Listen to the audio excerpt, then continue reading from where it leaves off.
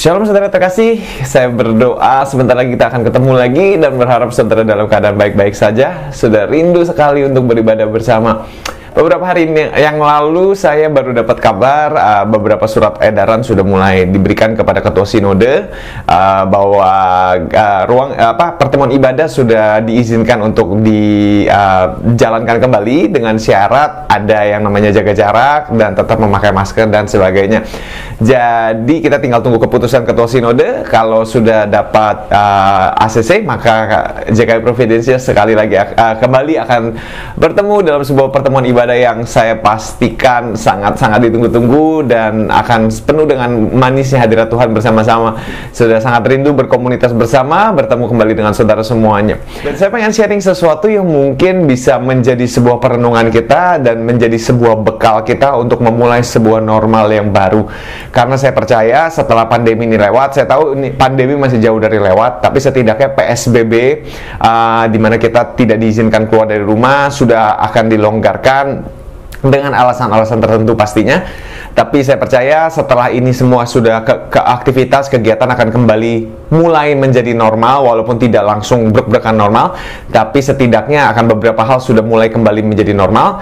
Tapi saya tahu saudara, walaupun istilahnya kita sudah menjadi kembali normal, saya tahu normalnya kita pun akan berubah. Segala sesuatu tidak akan sama setelah pandemi ini. Segala sesuatu dalam hal yang mengatur hubungan sosial kita tentunya akan berbeda.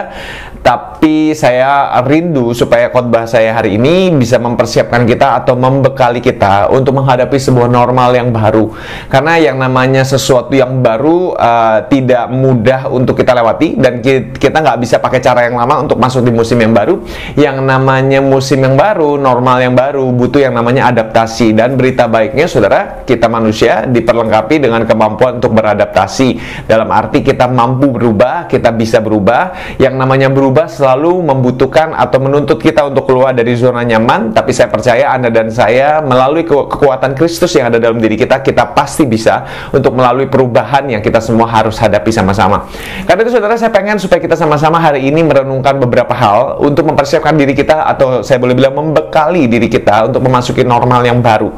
Saudara, saya teringat dengan kejadian masa-masa ini nih, detik-detik kita mau menuju kebebasan kurang lebih, walaupun coronanya mungkin masih jauh, tapi PSBB-nya kan sudah dekat diakhiri, dan kita akan istilahnya tanda kutip seperti orang yang merdeka. Kita udah boleh keluar dari rumah, kita udah boleh beribadah bersama, kita udah boleh bertemu dengan keluarga-keluarga, kerabat-kerabat kita dan sebagainya.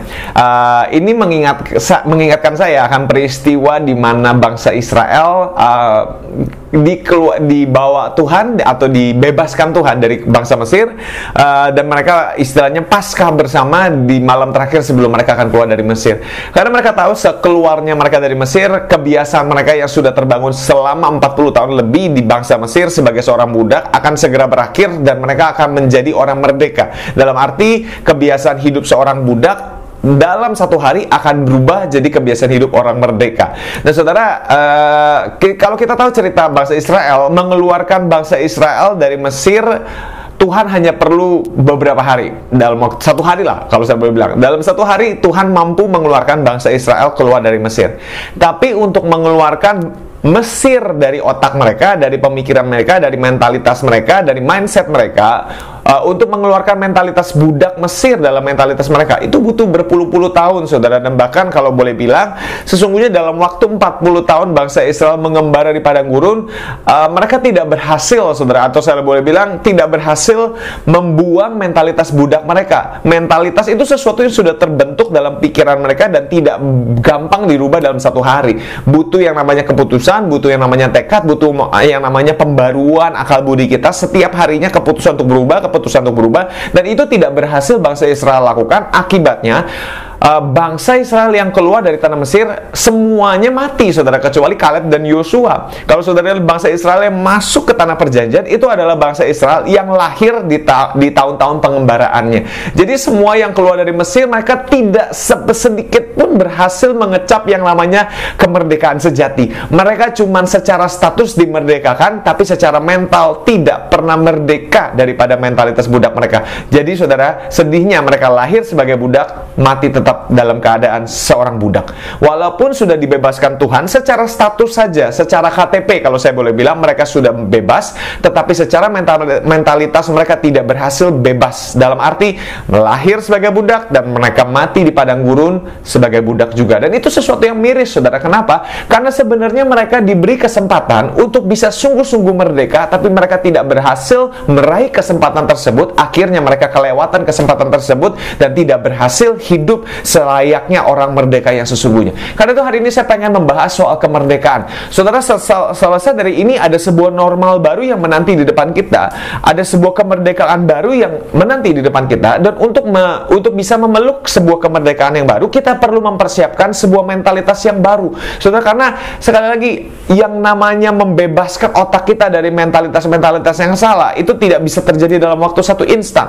PSBB mungkin bisa diberhentikan dalam satu hari, tapi yang namanya mentalitas kita, saudara, itu tidak bisa berakhir dalam satu hari. Karena itu, saudara, saya pengen mengajarkan beberapa prinsip untuk kita sama-sama memiliki kemerdekaan yang sesungguhnya di dalam Kristus. Kenapa? Karena Kristus berkata, Yesus berkata, whom the Son sets free is free indeed. Yang anak merdeka, yang Tuhan sudah merdekakan, sesungguhnya merdeka. Dan karena itu kemerdekaan adalah bagian saudara dan saya. Itu sudah dibayar harganya sama Tuhan Yesus kita. Istilahnya, kita sudah dikeluarkan dari Mesir. Sekarang tinggal keputusan kita mengeluarkan Mesir dari pikiran kita, mengeluarkan mentalitas yang salah dari pikiran kita, mengeluarkan mentalitas yang lama yang ada di pikiran kita. Kita perlu keluarkan untuk sungguh-sungguh menikmati kebebasan yang Tuhan sudah bayar buat kita. Nah, saudara, ada satu firman Tuhan yang saya pengen kita baca sama-sama di Filipi 1. Saya pengen mengajak kita melihat kehidupan seseorang yang pernah hidup diperbudak sama namanya dosa, diperbudak sama namanya nafsu, diperbudak sama namanya kedagingannya. Orang yang bisa dibilang pembunuh orang-orang Kristen, yang hidupnya benar-benar dikuasai oleh pemikiran kebenaran diri sendiri. Tapi kita lihat bagaimana Kristus memerdekakan orang ini, dan orang ini mengalami kelahiran baru, hidupnya ditransformasi. Bukan cuma hidupnya ditransformasi, tapi butuh waktu bertahun-tahun untuk akhirnya orang ini benar-benar merdeka yang di dalam, saudara, merdeka di dalam roh. Karena sekali lagi saya percaya Tuhan lebih tertarik memerdekakan yang di dalam dibandingkan memerdekakan situasi kita. Kita mau lihat kehidupan seorang yang bernama Paulus, saudara. Kita lihat di Filipi. Kisah di Filipi ini, Paulus menulis surat kepada jemaat di Filipi ketika dia ada di dalam penjara. Dan saudara, beberapa teolog juga percaya, ahli Alkitab percaya bahwa ini kemungkinan adalah surat terakhir Paulus sebelum dia akhirnya meninggal. Tapi kita juga nggak tahu, ada juga bilang Timotius, tapi ini Filipi juga adalah salah satu surat akhir lah dari kehidupan Paulus. Jadi ini surat yang ditulis Paulus ketika dia sudah dalam usia yang cukup tua dan sudah mau mengakhiri kehidupannya. Dia tulis ini ketika dia ada dalam penjara dan dia sudah tahu pasti dia tidak akan keluar dari penjara, dan dia menulis surat ini kepada jemaat Filipi. Kita baca sama di pasal 1 ayat 12, kesaksian Paulus di dalam penjara. Jadi dia bilang ini seperti pesan-pesan Paulus dari dalam penjara kepada jemaat Filipi. Paulus bilang begini, ayat 12, saya akan baca terus sampai akhir. Firman Tuhan berkata begini, Paulus berkata, aku menghendaki saudara-saudara supaya kamu tahu bahwa apa yang terjadi atasku ini justru telah menyebabkan kemajuan Injil, sehingga telah jelas bahwa seluruh istana dan semua orang lain bahwa aku dipenjarakan karena Kristus. Banyak dari mereka saat itu berasumsi bahwa Paulus dipenjarakan karena kesalahan yang diperbuat, karena itu dihukum sama Tuhan. Tapi Paulus berkata bahwa aku dipenjarakan bukan karena dihukum sama Tuhan, aku dipenjarakan karena Kristus. Dalam arti Paulus berkata ada rencana Allah yang ada buat hidupku ketika aku ada di dalam penjara ini. Apa yang terjadi? Dan kebanyakan saudara dalam Tuhan, ayat 14, telah beroleh kepercayaan karena pemenjaraanku untuk bertambah berani berkata-kata tentang firman Allah dengan tidak takut. Paulus berkata, dengan saya ada di penjara, orang yang di luar sana jadi lebih berani mengabarkan firman Allah. Ayat 15, ada yang memberitakan Kristus karena dengki dan perselisihan, tetapi ada pula yang memberitakannya dengan maksud baik. Mereka ini memberitakan Kristus karena kasih, sebab mereka tahu bahwa aku di sini untuk membela Injil. Tetapi yang lain karena kepentingan sendiri dengan masuk yang tidak ikhlas. Sangkanya dengan demikian mereka memperberat bebanku dalam penjara. Jadi Paulus bilang, dengan aku di penjara, pengabaran Injil jadi bertambah-tambah lagi. Orang jadi lebih berani mengabarkan Injil. Cuman di balik semua yang mengabarkan Injil, ada Ada yang mengabarkan Injil dengan maksud baik, ada juga yang mengabarkan Injil dengan maksud buruk, kata Paulus. Ada beberapa yang berniat dengan tulus memajukan Injil, ada beberapa yang berniat untuk mungkin bikin Paulus keki, bikin Paulus kesal. Kan banyak kalau kita lihat beberapa orang mungkin orang-orang yang disebut Paulus ini, yang disindir Paulus ini adalah orang-orang yang berkhotbah menentang Paulus, atau firman yang dia bawakan semuanya tentang membuktikan kesalahan Paulus. Mungkin seperti itu. Nah, tapi saya suka dengan Paulus, dia bilang ada yang berniat baik, ada yang berniat buruk, tapi ayat 18 dia bilang, tapi tidak mengapa. Dalam arti, nggak masalah. Paulus nggak bilang itu jahat, atau jangan kasih dia longgar, jangan kasih dia longgar gitu kan ya. Tapi Paulus bilang nggak apa-apa, itu nggak masalah. Dalam arti Paulus bilang nggak penting mereka berniat buruk atau berniat baik. Kenapa? Sebab bagaimanapun juga Kristus diberitakan baik dengan maksud palsu maupun dengan jujur. Tentang hal itu aku bersukacita dan aku akan tetap bersukacita. Dalam arti Paulus bilang gini, mau mereka menjelekkan nama baikku, mau mereka mau ngomong yang jelek tentang saya, mau mereka benar-benar ngabarin Injil dengan tulus, mau mereka cuma nyindir-nyindir saya, nggak peduli. Kenapa? Karena selama memberitakan Injil, maksud dan tujuanku tercapai, sukacitaku bertambah. Bahkan ketika mereka berkata-kata jelek tentang saya juga, kata Paulus, selama mereka tetap mengabarkan Injil, tidak apa-apa. Kenapa? Aku tetap bersukacita karena aku tahu tujuanku yang paling penting.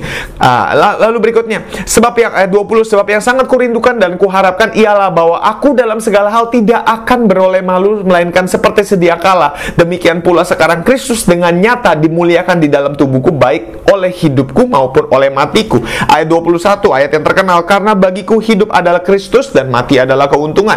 Tetapi jika aku harus hidup di dunia ini, berarti bagiku bekerja memberi buah. Jadi mana yang harus kupilih? Aku tidak tahu. Dalam arti Paulus bilang apa? Aku ini orang yang merdeka. Kenapa saya bilang merdeka, saudara? Karena saudara, menurut saya Paulus ini orang yang tidak mudah dihancurkan oleh apapun.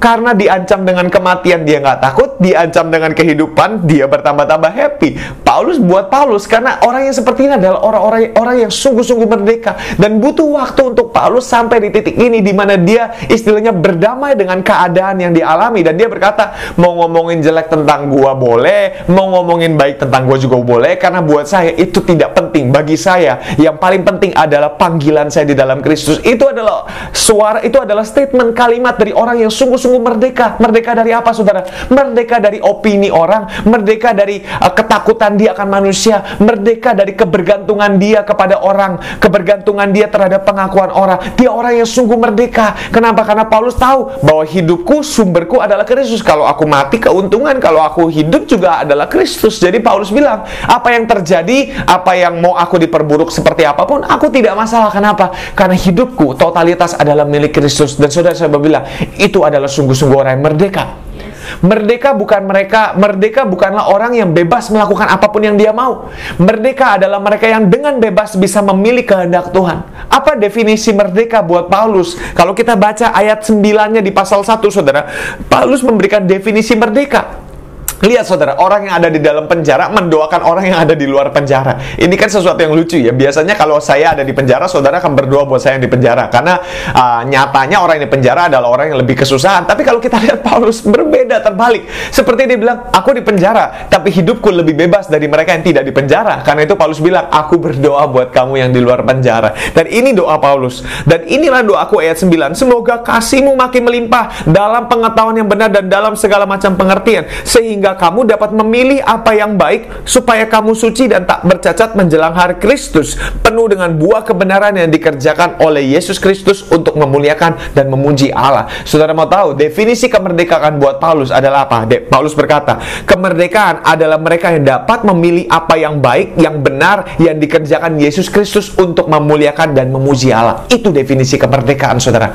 Mereka yang merdeka bukan mengerjakan sesuatu supaya dipuji orang. Mereka yang merdeka bukan melakukan sesuatu supaya bisa bergantung sama orang, atau supaya dapat sesuatu dari orang, dapat sesuatu dari pengakuan orang, dapat hormat orang, dapat pujian orang, dapat pertolongan dari manusia manapun. Karena Paulus bilang hidupnya tidak bergantung sama kekuatan manusia. Paulus bilang orang yang merdeka adalah orang yang merdeka dari semua itu. Orang yang merdeka adalah orang yang bisa memilih melakukan apa yang benar tanpa merasa berat di hatinya. Saudara, itu definisi kemerdekaan yang sesungguhnya.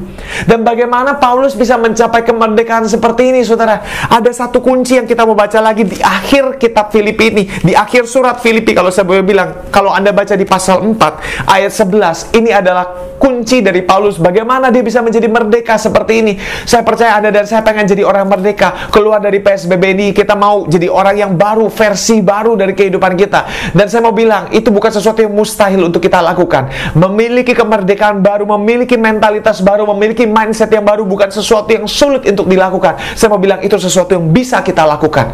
Kuncinya ada di mana? Paulus memberikan kunci bagaimana dia bisa mencapai titik di mana dia merdeka seperti itu.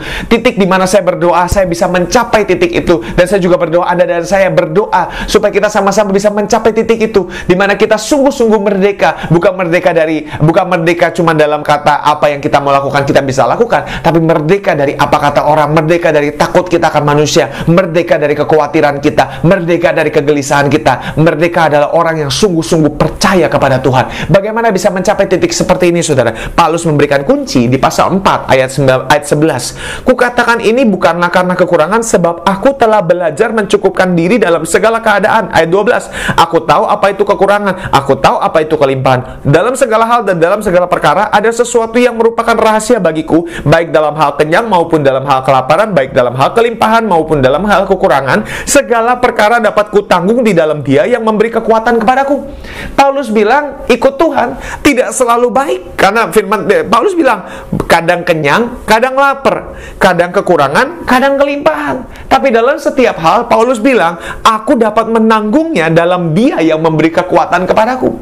Saudara, ikut Tuhan tidak menjanjikan sesuatu yang baik sepanjang hidup kita. Paulus bilang, ada masa di mana kelaparan, ada masa di mana semuanya cukup, ada masa di mana semuanya kekurangan, ada masa di mana semua kelimpahan. Tapi Paulus bilang, segala perkara dapat kutanggung, atau dalam bahasa Inggrisnya, aku bisa melakukan segala perkara melalui Kristus yang memberikan kekuatan kepadaku. Jadi kalau hari ini Anda pengen merubah, memiliki mentalitas yang baru, saya mau kutip apa yang Paulus katakan, semua perkara bisa kita lakukan melalui Kristus yang ada dalam diri kita. Karena itu saudara dan saya percaya Anda dan saya punya kuasa Kristus dalam diri kita. Karena itu mampulah kita, pasti bisa saudara, untuk memulai normal yang baru, memiliki mentalitas yang baru. Bagaimana caranya? Kuncinya di ayat yang barusan kita baca. Aku telah belajar untuk mencukupkan diri dalam segala keadaan. Belajar kuncinya saudara. Belajar untuk mencukupkan diri dalam segala hal. Belajar untuk merubah, melatih pikiran kita. Belajar untuk memperbaiki pemikiran kita. Saya masih ingat surat Paulus di Roma. Firman Tuhan berkata, Paulus berkata, perbaharilah cara berpikirmu setiap hari. Change in the renewing of your mind. Berubahlah setiap harinya melalui pembaruan budimu yang dikerjakan oleh Roh Kudus. Saudara, hari ini saya pengen bahas bagaimana merubah mentalitas. Saya akan mulai dari prinsip yang paling sederhana, dengan mata rantai yang paling dasar, yang saya sebut dengan keputusan. Saudara, kehidupan manusia itu penuh dengan keputusan, pilihan demi pilihan demi pilihan demi pilihan. Setiap hari yang kita lakukan perlu pilihan. Apapun yang Anda lakukan pasti punya pilihan. Dan kita manusia adalah makhluk yang Tuhan ciptakan dengan kuasa, dengan kemampuan untuk mengambil keputusan. Dan saudara, keputusan yang kita ambil ini berdampak untuk merubah mentalitas kita. Kalau Anda mau merubah mentalitasmu, harus dirubah dari keputusan kita. Bagaimana caranya? Gini saudara, setiap hari Anda pasti ngambil keputusan. Dikatakan bahwa manusia itu mengambil ribuan keputusan dalam satu hari.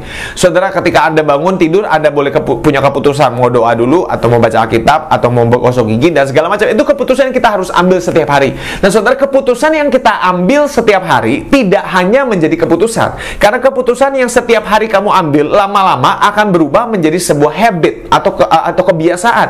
Keputusan yang kita ambil berkali-kali disimpan sama otak kita, disimpan sama memori kita, menjadi sebuah kebiasaan. Dan ketika keputusan yang terus-menerus kita lakukan berubah menjadi kebiasaan, maka otak kita menyimpan sebuah data bahwa kebiasaan itu menjadi hal yang namanya otomatis. Jadi pertama keputusan yang terus dilakukan, terus keputusan yang kita ambil, keputusan sama yang kita ambil, keputusan sama yang kita ambil akan merubah menjadi sebuah kebiasaan yang kita ambil. Dan ketika kebiasaan itu terus kita kerjakan, otak kita mulai berubah menjadi menjadi sebuah otomatis. Jadi ketika ini sudah jadi otomatis, saudara, Anda sudah tidak lagi mengambil keputusan. Anda secara otomatis, secara tidak sadar, langsung memilih keputusan itu, saudara. Contohnya, kalau Anda nyetir mobil misalnya, Anda sekarang sudah tidak lagi sadar mau belok kanan, mau belok kiri, harus lihat kanan, lihat kiri. Anda secara otomatis langsung lihat kiri kalau mau belok kiri. Kenapa? Karena itu sudah jadi sebuah kebiasaan. Setiap mau belok kiri, selalu lihat kiri. Itu sudah jadi hal yang otomatis, sehingga Anda tidak sadar memilih keputusan hal tersebut, saudara. Nah, ketika itu sudah mulai menjadi sebuah otomatis, sebuah hal yang otomatis, maka itu akan membentuk yang terakhir, identitas kita. Nah, hal ini berlaku dalam segala hal. Contoh sambil contoh. Kalau kita lihat seorang perokok, seorang pecandu pornografi, semua yang buruk yang kita lakukan dalam kehidupan kita, itu semua dimulai dari keputusan. Ketika kita memutuskan untuk mulai rokok, mungkin awal hati deg-degan. Ketika kita mau nonton pornografi, mungkin awalnya deg-degan. Ketika kita ambil keputusan untuk merokok, sekali merokok, 2 kali merokok, 3 kali merokok, dan ketika lakukan itu terus-menerus, lama-lama, itu menjadi kebiasaan. Manusia itu memiliki kebiasaan merokok. Dan ketika manusia memiliki kebiasaan merokok, otaknya secara otomatis sudah memulai menyimpan data. Setiap habis makan pasti rokok. Setiap buang air besar, pasti merokok. Itu sudah jadi sesuatu yang otomatis. Sadar nggak? Kadang-kadang nggak sadar. Kadang-kadang nggak sadar, tiba-tiba langsung ambil rokok, langsung bakar. Kenapa? Karena itu sudah menjadi sesuatu yang otomatis. Otak kita tidak lagi memilih, karena semua pilihan sudah menjadi hal yang otomatis. Dan ketika itu sudah menjadi hal yang otomatis, maka kita bisa tahu bahwa orang itu memiliki identitas, dia adalah perokok. Betul ya, saudara? Jadi dimulai dari keputusan merokok, berubah menjadi kebiasaan merokok, berubah menjadi hal yang otomatis, dan terakhir menjadi identitasnya, yaitu perokok. Saudara, dalam segala hal juga sama. Ketika Anda lihat, ketika Anda mau marah, semua kita pasti bergumul dengan kemarahan dalam hati kita. Tapi kadang-kadang kemarahan kita punya pilihan. Ketika kita marah, kita punya pilihan. Kita bisa mengeluarkan kata yang sia-sia, atau kita bisa memilih untuk berdoa, atau dalam arti menekan emosi kita dan berkata, udahlah, aku lepaskan pengampunan, udahlah, lepasin aja lah hal kecil. Kita bisa memilih kedua hal itu kan, saudara. Satu, kita bisa memilih untuk mengeluarkan perkataan buruk, atau satu, memilih sabar, menunggu reda baru ngomong, gitu kan ya. Nah, ketika kita emosi, kita punya pilihan itu, saudara.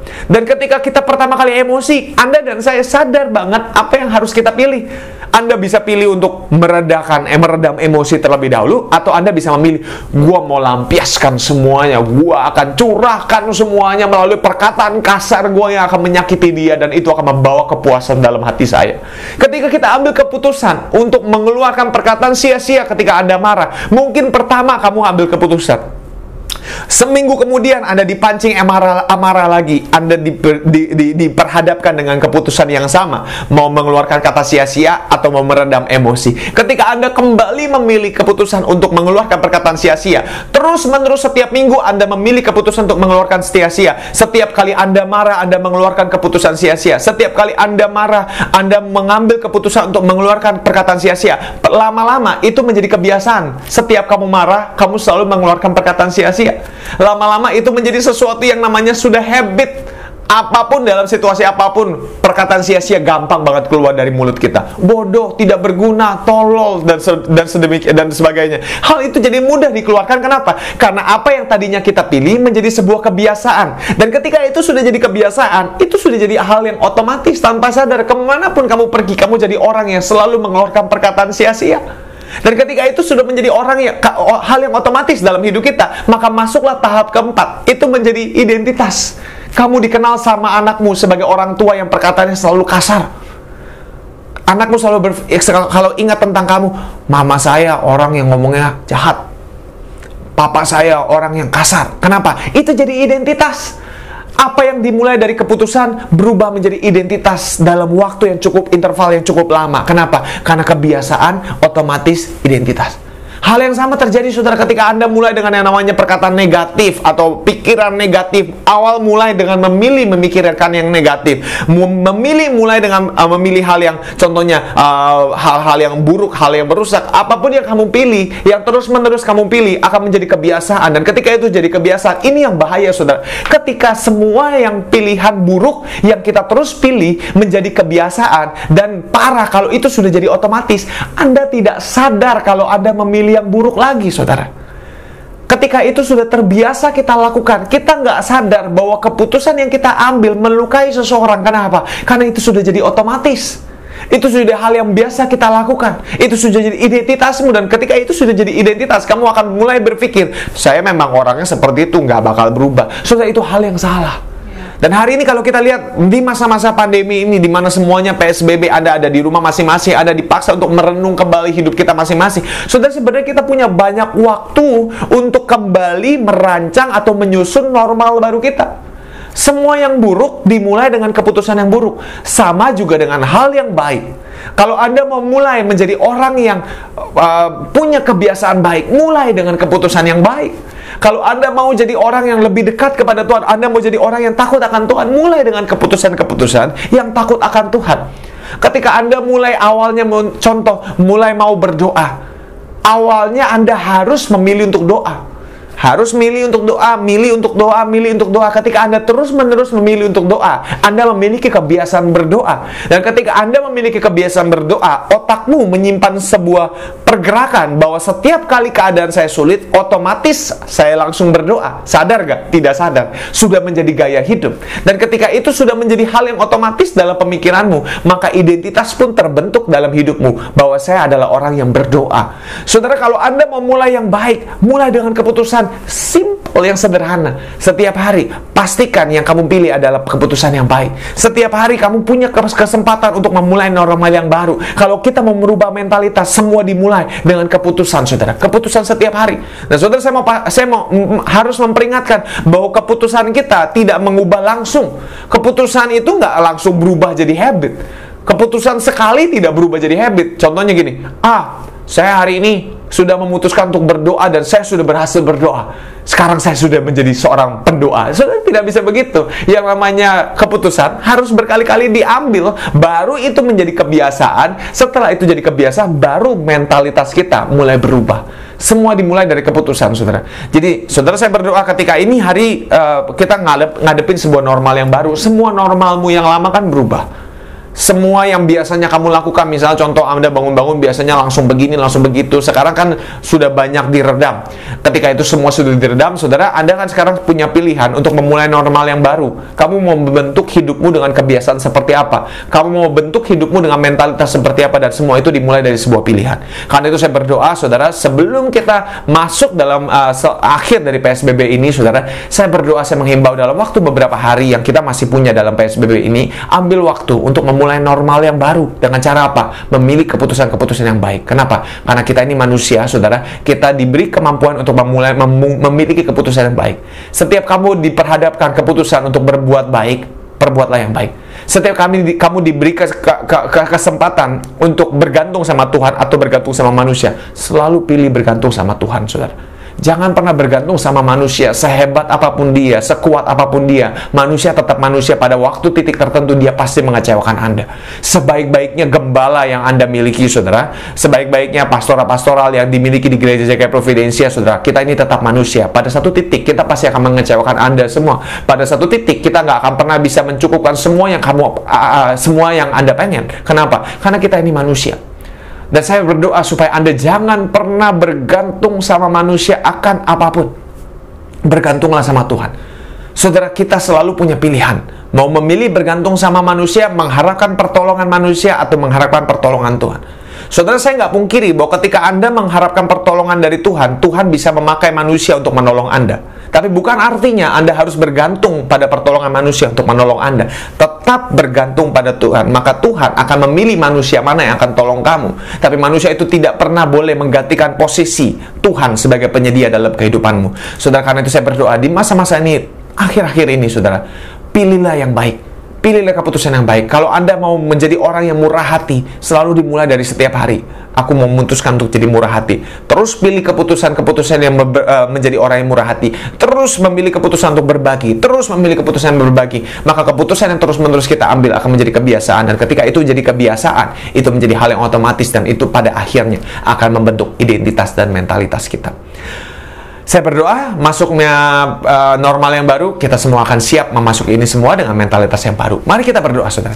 Bapak, aku berdoa untuk setiap kami yang hari ini mendengarkan firman Tuhan. Saya berdoa Tuhan supaya minggu depan kami sudah bisa kembali bertemu, beribadah bersama-sama.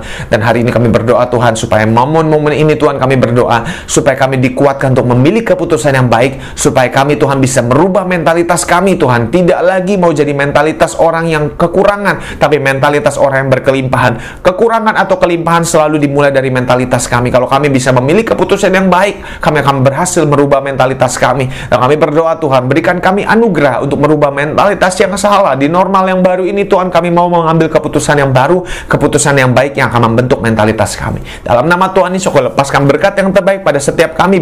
Perkenanan Allah menyertai kehidupan kami, menyertai semua yang kami kerjakan. Bapak, proteksi ekonomi kami, proteksi finansial kami, proteksi kesehatan kami, supaya kemanapun kami pergi Tuhan, kami percaya Engkau yang akan menjamin pemeliharaan keluarga kami. Engkaulah Allah yang menjadi penyedia buat keluarga kami. Dalam nama Tuhan Yesus kami berdoa. Amin, amin, amin.